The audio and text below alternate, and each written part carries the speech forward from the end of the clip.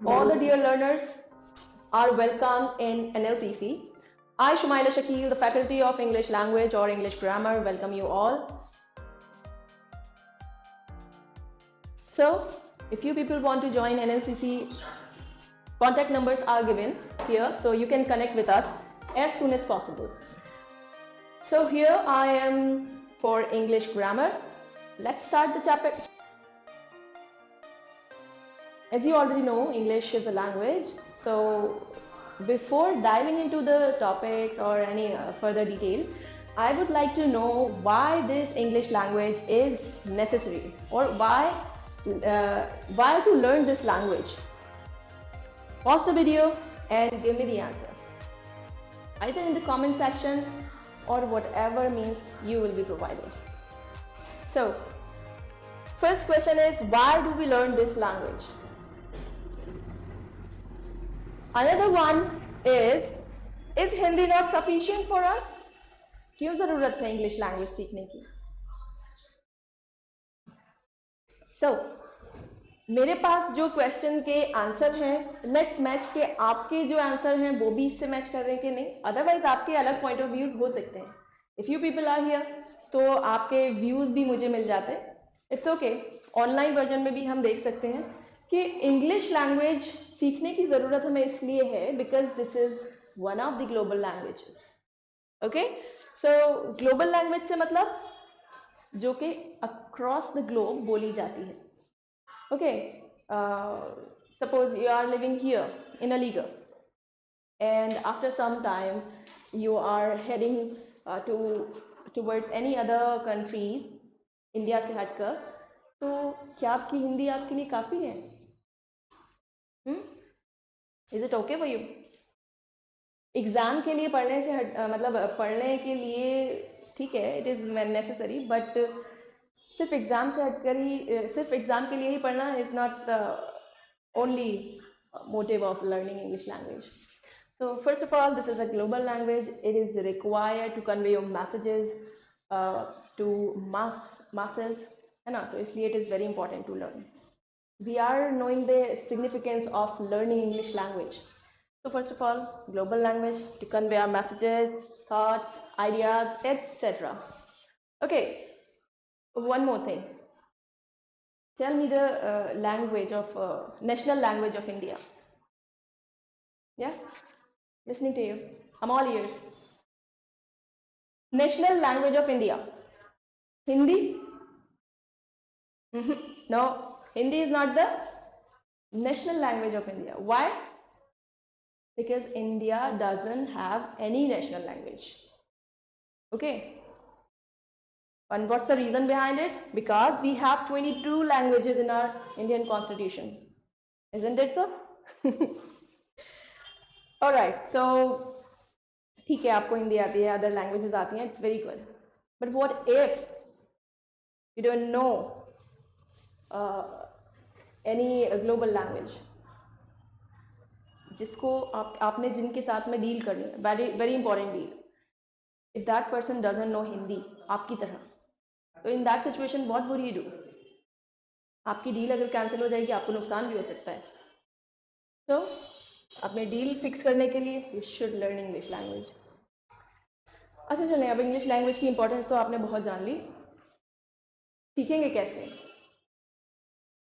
आपके दिमाग में आ रहा होगा ग्रामर सीख के.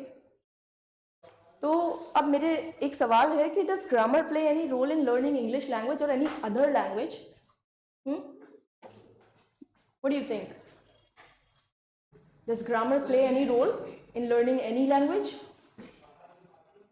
Pause the video and then write your comment in the comment section after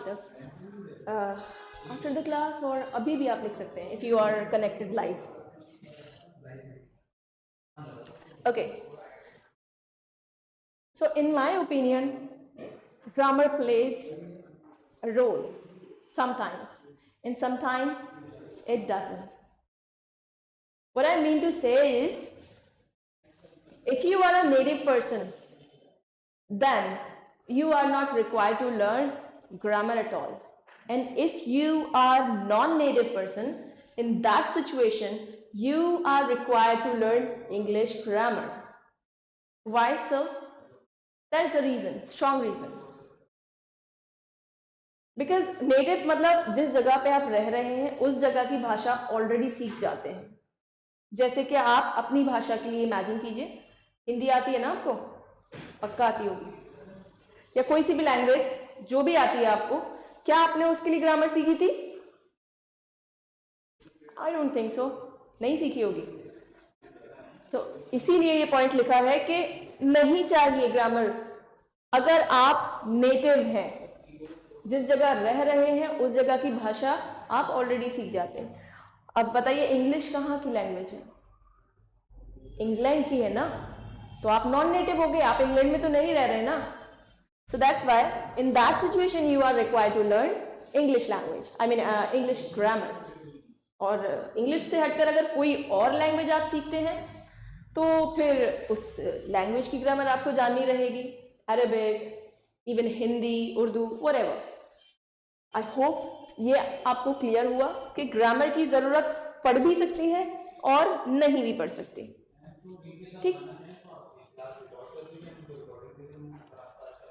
okay, so let's move on. Now what do you mean by grammar? Although मैंने answer आपको दिखा दिया है, बट स्टिल सोचिए और बताइए कि ग्रामर क्या है. Grammar is nothing but a set of rules जो कि आपने यूज करने होंगे जब आप लैंग्वेज को बोलेंगे, लिखेंगे या किसी से भी आप अपनी बात करना चाहेंगे. तो grammar is a set of rules that explain how words are used in a language. Words और सेंटेंसेस का जो आप ग्रुप बनाएंगे उसको कैसे और कहाँ कहाँ उन वर्ड्स का यूज करना है, दैट इज ग्रामर. जैसे कि मैंने कहा I am teaching, that I am teaching, 3 words है ना. तो इन वर्ड्स को मैंने एक फिक्स पैटर्न में लगाया. First I use I, then am and then teaching. These are the 3 words which are being fixed, which are being used at a fixed place. अगर मैं इसको ऐसे बोलती हूँ am teaching I, तो ये गलत हो जाएगा ना. तो ग्रामर क्या करती है? It also sets standards for how words and sentences should be arranged. Okay, यही ये ग्रामर का ही रोल होता है कि किस वर्ड को पहले रखना है, किस पार्ट ऑफ स्पीच का इस्तेमाल आपने पहले करना है. ओके, सो ग्रामर के अंदर अब आपने क्या क्या देखना है? Here is the list. Okay, noun, pronoun, adjective, adverb, narration. Well, narration is not the direct source of grammar और डायरेक्टली उसके अंदर नहीं आता है, लेकिन मेन जो है वो पार्ट ऑफ स्पीच आपने पढ़ने रहेंगे. Noun, pronoun, verb, adverb, adjective, preposition, conjunction. Interjection से इतना नहीं आता सवाल, but still that also plays little bit significant role. So let's have a look. Voice, active voice, passive voice, हम ये सारी चीजें पढ़ेंगे. Gerund, tense, article, adverbs, adjective, verbs, pronouns, noun, preposition, conjunction, etc.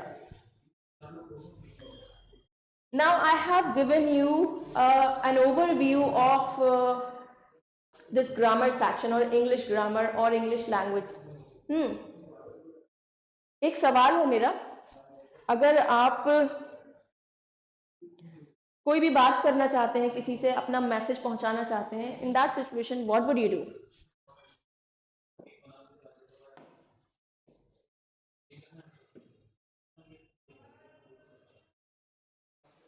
Sentence देंगे ना, sentence बोलेंगे या statement देंगे आप कुछ, तो how would you make a statement? आप यहाँ मौजूद होते तो it would be better for me.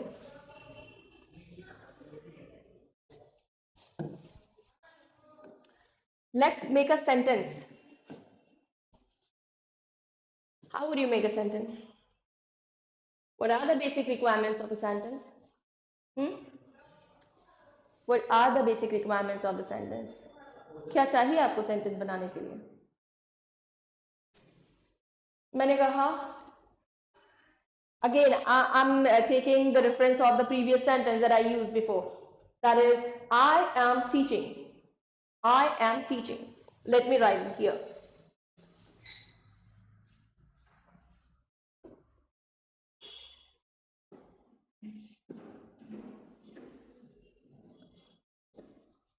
I am teaching.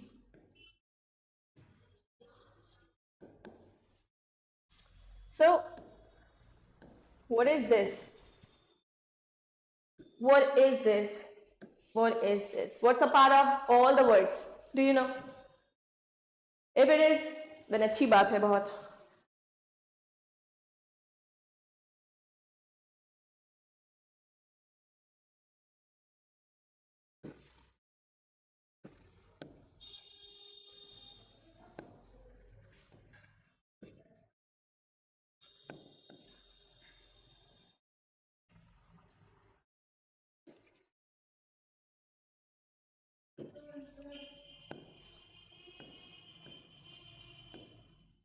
Here are 3 sentences. I have mentioned here, right? कि let's make a sentence. आपको एक sentence की जगह हमने 3 sentences लिख लिए. Can you analyze what is required to make a sentence? Let me write one more sentence.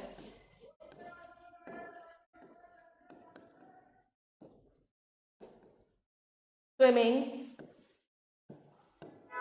Oh my God, sorry.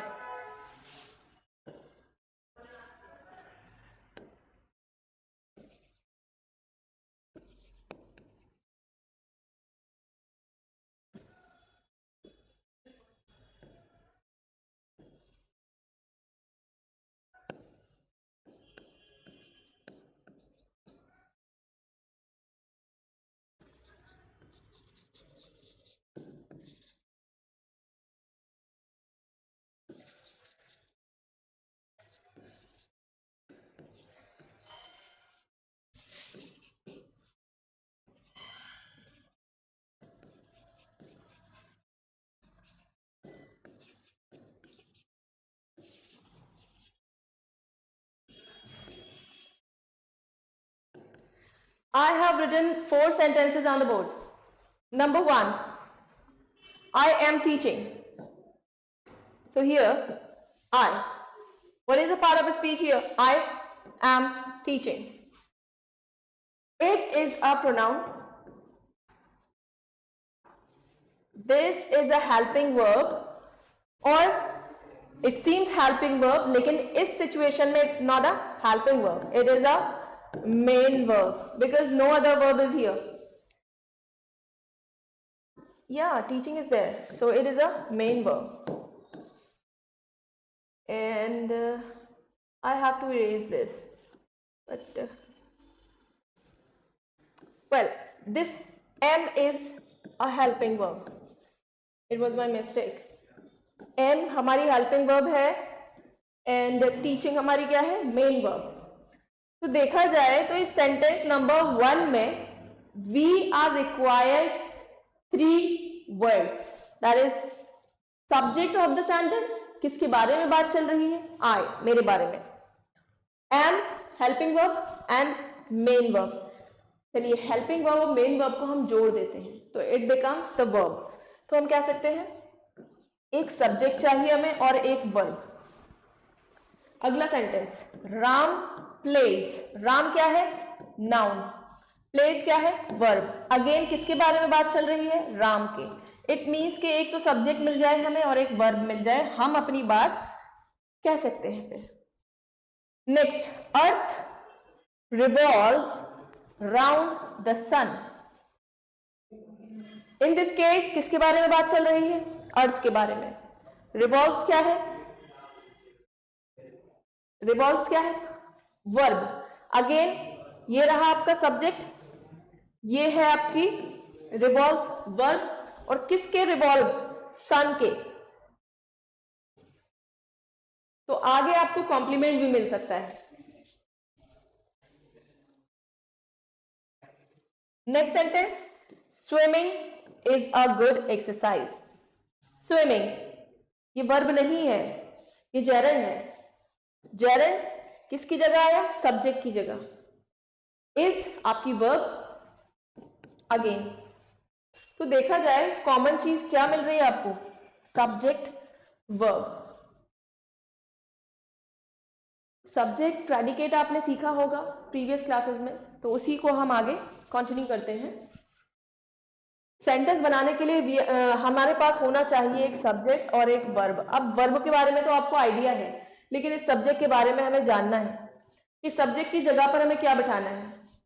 यहां आपके पास सेंटेंसेस दिए हैं, जरा बताइए हर सेंटेंस में क्या रखा है मैंने? देखा जाए तो पहले सेंटेंस में आई मतलब प्रोनाउन, तो प्रोनाउन मैंने पी से डिनोट किया है। नेक्स्ट राम किसी का नाम है, तो नाउन। अर्थ ये भी एक नाउन है। स्विमिंग ये है एक जेरंड। साथ में एक इन्फिनेटिव भी होता है जो कि आपके सब्जेक्ट की जगह बैठ सकता है। तो हमें पढ़ना है आगे सब्जेक्ट और वर्ब के बारे में, जिससे कि सेंटेंस बनता है। Now let's quickly move on to sentence, जो कि हम बात कर रहे थे सेंटेंस बनाना है। सेंटेंस बनाना आपने सीख लिया है। The basic requirement for making a sentence, it must have a subject, हमने देखा था अभी था। Next it must have a verb, verb भी थी वहां। It must express a complete thought, तो कंप्लीट थॉट भी एक्सप्रेस करना चाहिए। ऐसा तो नहीं था कि पिछले सेंटेंसेस जो थे उसमें आपको बात समझ नहीं आ रही थी ना? तो एक सेंटेंस अपना जो भी कंप्लीट मीन है वो एक्सप्रेस करना चाहिए। जैसे आई ईट, आई क्या है? सब्जेक्ट, ईट वर्ब, मैं खाती हूं। यू रीड आप पढ़ते हैं, ये रहा सब्जेक्ट, ये है verb. She goes, she subject, pronoun का इस्तेमाल किया हमने। अभी तक सारे प्रोनाउन चल रहे हैं, यहां श्रेया जम्प्स नाउन का इस्तेमाल हो गया। Again they play. तो बेसिक रिक्वायरमेंट क्या है हमारे सेंटेंस बनाने की? Subject and verb. देखिए प्रूफ भी किया हुआ है मैंने आपको कि बेसिक रिक्वायरमेंट एक सब्जेक्ट हो जाए, एक वर्ब हो जाए, उसका कंप्लीट मीनिंग हो जाए। दूसरी एक और बात, सेंटेंस आपने प्रीवियस अपने जूनियर क्लासेस में पढ़ा होगा कि when a sentence starts, it starts with a capital letter and it ends at a punctuation mark. So look, start capital letter से and then punctuation mark, full stop. Okay, now subject की detailing से पहले अभी हम types of sentences देख लेते हैं। Sentence क्या है ये आप जान गए हैं, जिसका एक कंप्लीट मीनिंग होता है, ग्रुप ऑफ वर्ड्स होता है। Sentence is a group of word which contains a subject and a predicate and it gives a complete meaning in itself. Okay, now let's move on to the types of sentences. How many types of sentences are there? Number 1 is declarative sentence. Declarative sentence मतलब जिसमें आप कोई statement दे रहे हैं, declare कर रहे हैं। जैसे कि अभी मैंने सेंटेंस लिया था, earth revolves round the sun. Next मैंने कहा I don't want to go, ये भी डिक्लेयर करना होता है। तो डिक्लेरेटिव सेंटेंसेस वो सेंटेंसेस होते हैं जिसमें आप कोई भी चीज, कोई भी बात डिक्लेयर करते हैं। ये पॉजिटिव भी हो सकती है, नेगेटिव भी हो सकती है। मैंने अभी कहा earth revolves round the sun, it is affirmative sentence. Next मैंने कहा I don't want to go, ये क्या हुआ? ये आपका हुआ नेगेटिव सेंटेंस, जो कि डिक्लेरेटिव के ही अंदर आते हैं। नेक्स्ट टाइप का सेंटेंस है आपके पास इंपेरेटिव सेंटेंस। इंपेरेटिव सेंटेंस के अंदर जब आप किसी से रिक्वेस्ट करते हैं, किसी को कमांड देते हैं या फिर ऑर्डर देते हैं, इस टाइप के सेंटेंसेस आपको मिलेंगे इंपेरेटिव सेंटेंस में। जैसे कंप्लीट दिस टास्क, ऑर्डर दे रहे हैं आप, complete this task, and please bring a glass of water, ये गॉड ब्लेस यू यहां नहीं आएगा, it's a mistake. Shut the door, please come in, go from here. This type of sentences किसके अंदर आएंगे? इंपेरेटिव सेंटेंस के अंदर। Exclamatory sentence कौन से होते हैं? एक्सक्लेमेटरी सेंटेंसेस आर दो सेंटेंस जिसमें आपको एक क्या मिलेगा?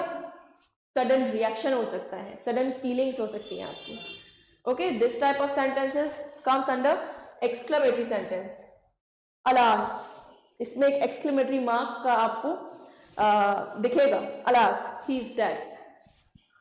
How beautiful is the scenery, तो आपकी एक्सप्रेशन कि आपको बहुत अच्छी लगी, यहां आपको दुख हुआ, दैट्स ऑसम, यहां आप बता रहे हैं दैट्स ऑसम, तो यहां एक्शन तो आपको दिख रहे हैं बट सेंटेंस में कैसे पता चले कि आप खुश हैं, तो this is exclamatory mark is here जो कि आपको हेल्प करेगा।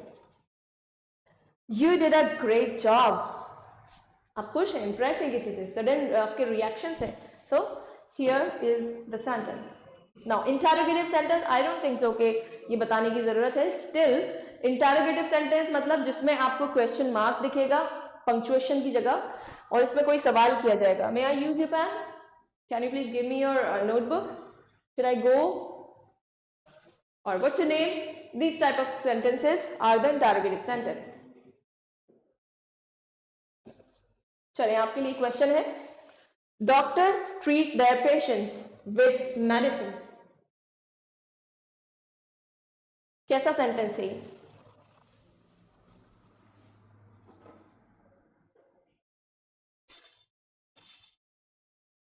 इंपेरेटिव, कोई ऑर्डर दिया जा रहा है, रिक्वेस्ट की जा रही है, नो। सवाल किया जा रहा है, इंटेरोगेटिव, नो। कोई सडन रिएक्शन दिख रहे हैं आपको, कोई फीलिंग एक्सप्रेस हो रही है, नो। एक बात बताई जा रही है कि doctors treat their patient with medicine, जाहिर सी बात है, नॉर्मल है कि डॉक्टर मेडिसिन से ही ट्रीट करेंगे, किसी और तरीके से तो नहीं करेंगे, मतलब medicine is the basic thing ना, डॉक्टर्स जो डील करेंगे उससे, तो it is an declarative sentence. ठीक है, चार टाइप के सेंटेंस देखे, एक टाइप और होता है ऑप्टेटिव सेंटेंस, उसमें दुआ और बद्दुआ आप दोनों उसमें इंक्लूड कर सकते हैं, जैसे कि मे यू लिव लॉन्ग और may this building destroy, not this building but normal statement, तो इस टाइप के सेंटेंसेस ऑप्टेटिव सेंटेंस में आता है। तो आज की क्लास के लिए इतना ही, हमने जान लिया आज के सेंटेंस क्या है, सेंटेंस के अंदर की कहानी को अब हम अगली क्लास से स्टार्ट करेंगे, that will be your verb most probably. ठीक है, तब तक के लिए टेक केयर, अल्लाह हाफिज, and try to join NLCC as early as possible because classes are being conducted by almost all the faculty members of NLCC coaching, and see you soon, take care.